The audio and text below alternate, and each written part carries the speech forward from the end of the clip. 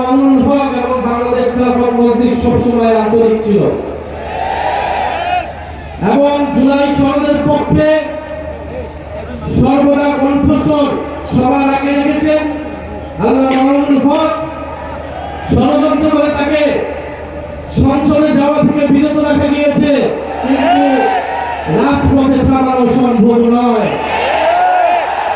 আমরা সংসদে আছি জুলাই সনদ বাস্তবায়ন, গণভোট বাস্তবায়নের পক্ষে কথা বলার জন্য, আর রাজপথে আছেন আল্লামা মামুনুল হক সহ নাসিরউদ্দিন পাটোয়ারীরা। ইনশাআল্লাহ আমরা একত্রে আছি।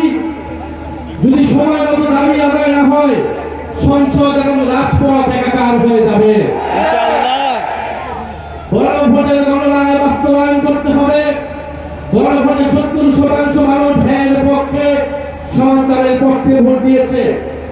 আমরা এখনো একটু কথা অল্প করে বলছি, কারণ দেশে অনেক সংকট, দেশের মানুষ ভালো নেই, দেশে জ্বালানি সংকট, দেশের মানুষ চিকিৎসা পাচ্ছে না, হামের চিকিৎসা পাচ্ছে না, দ্রব্যমূল্যের ঊর্ধ্বগতি, তেলের দাম বৃদ্ধি হয়েছে।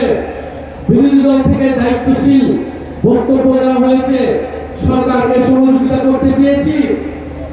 এই ধরনের অস্থিতিশীলতার সুযোগ নিয়ে রাজনীতি করতে চাইনি, কিন্তু সরকার বারবার কথার বরখেলাপ করছে।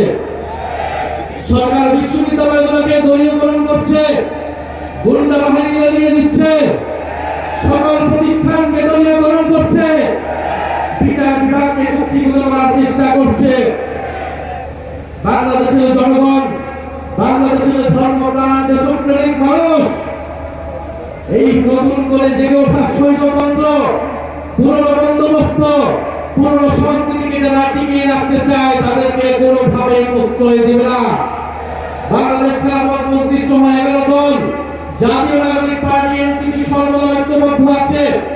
আপনারা যদি আহ্বান থাকবে গণভোটের গণনায় বাস্তবায়নের জন্য, আমরা সকলে ঐক্যবদ্ধভাবে রাজপথের এই সংগ্রাম চালিয়ে যাব যতক্ষণ না সরকার গণভোটের গণনায় বাস্তবায়ন করতে ইচ্ছুক হয়। আর সরকার যদি গায়ের জোরে 2-3 জোরে গণভোটের গণনায় উপেক্ষা করে, তবে তার পরিণতিও পুরনো ফ্যাসিবাদীদের কায়দায় হতে হবে। এই হুঁশিয়ারি আমরা দিতে চাই, কিন্তু আমরা চাই দেশে স্থিতিশীলভাবে দেশের সমস্যার সমাধান হোক। সরকার যত দ্রুত গণনা মেনে নেবে, তত দ্রুত সরকারের জন্য মঙ্গল, দেশের জন্য মঙ্গল। আজকের এই সমাবেশে যারা উপস্থিত হয়েছেন তাদেরকে ধন্যবাদ জানাচ্ছি। আসসালামু আলাইকুম।